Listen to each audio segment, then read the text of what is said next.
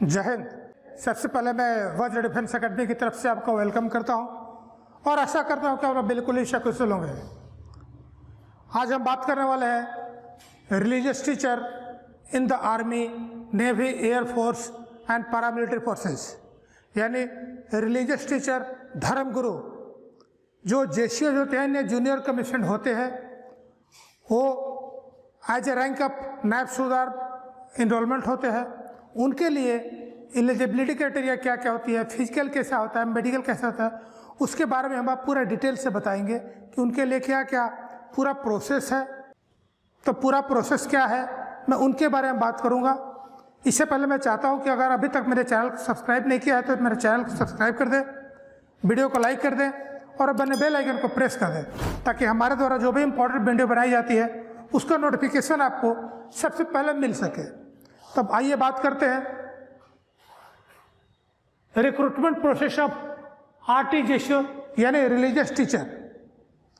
यहां पर आ गया RT JCO, religious teacher JCO, religious teacher junior commission अफसर। मतलब जैसे ही भर्ती होगा उसके स्टार लगे होंगे, एक स्टार और एक चिंदी, और नायब सूबेदार के रैंक पर जाता है, उसको जेसीओज बोलते हैं। तो उस रैंक पर भर्ती होगा वो, उसके लिए क्या क्या एलिजिबिलिटी क्राइटेरिया क्या क्या है, फिजिकल कैसा होता है और मेडिकल प्रोसेस कैसा होता है, उसके बारे में हम पूरा डिटेल से बात करेंगे। तो आज ये सबसे पहले बात करेंगे पंडित। जो सेना के अंदर मंदिर में पूजा पाठ कराते हैं उनको पंडित बोलते हैं, वो भी नायब सूबेदार ही होते हैं। पंडित के बाद आता है मौलवी।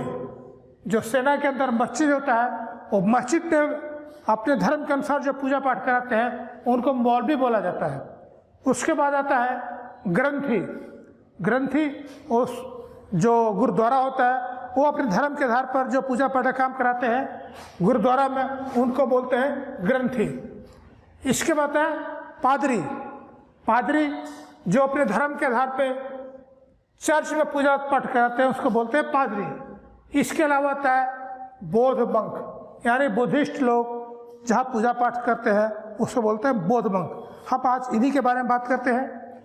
सेना के अंदर बोलते हैं कि सर्वधर्म स्थल होता है, सब धर्म के लोग, सब जाति के लोग भर्ती होते हैं और सबका बात विचार व्यवहार सब कुछ एक जैसा होता है, कोई भेदभाव नहीं होता है और सब धर्म, मंदिर, मस्जिद, गुरुद्वारा, चर्च, बुद्धिस्ट लोग एक ही जगह सब कुछ होता है। ऐसा नहीं कि मंदिर यहाँ पर है तो 5 किलोमीटर दूर पर मस्जिद है, नहीं, सब एक ही साथ होता है सेना में। आपने तो देखा भी नहीं होगा, मैंने 32 साल सेना में रहा है और मैं उसके अनुभव के आधार बता रहा हूँ। मंदिर, मस्जिद, गुरुद्वारा सब कुछ एक ही साथ होता है।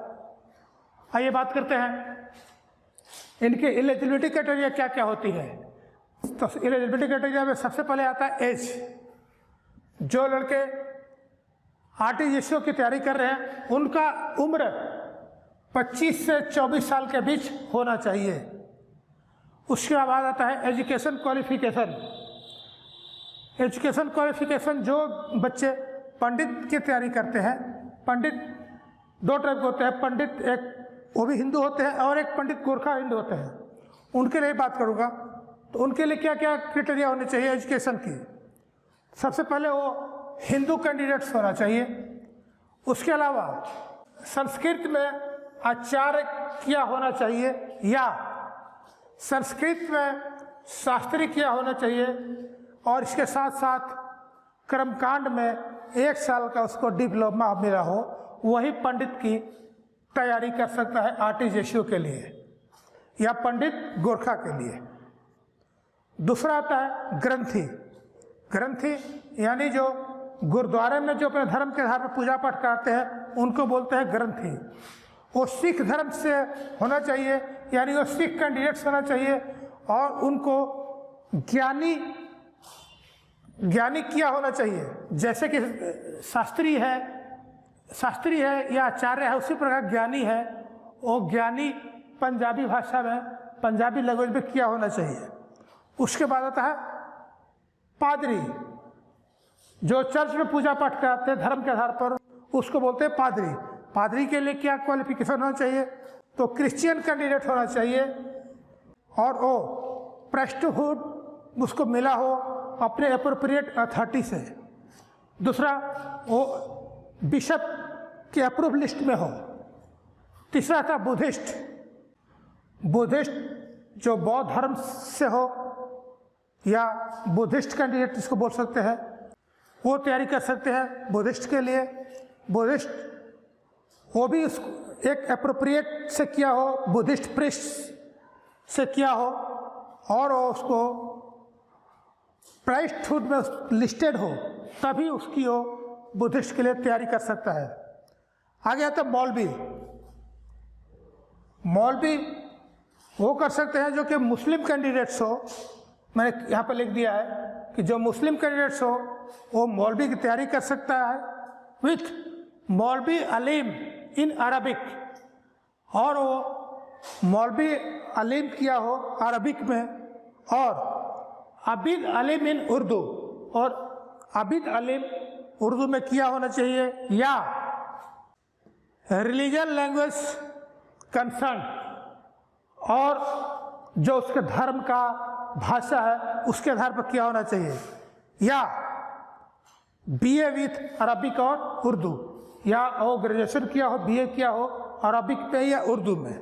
इसके अलावा जो सेना में पहले से ही सिपाही पे या नायक पे या हवलदार पे जो ऑलरेडी नौकरी कर रहे हैं और वो भी चाहते हैं कि मैं भी सेना में आर्टिजर्शियो की तैयारी करूं और आर्टिजर्शियो बनूं, वो भी कर सकते हैं। उनके लिए क्या क्वालिफिकेशन है, एजुकेशन क्वालिफिकेशन, उनके लिए सिंपल क्वालिफिकेशन है, वो 10+2 पास होना चाहिए। जो सर्विंग कैंडिडेट्स जो सेना में ऑलरेडी नौकरी कर रहे हैं और जो रिमस्टरिंग होना चाहते हैं एज ए आर्टिजर्शियो, उनके लिए क्वालिफिकेशन है 10+12। अभी इसके बाद आते हैं हम इनके फिजिकल एंड टीएफटी यानी फिजिकल और फिजिकल फिटनेस टेस्ट।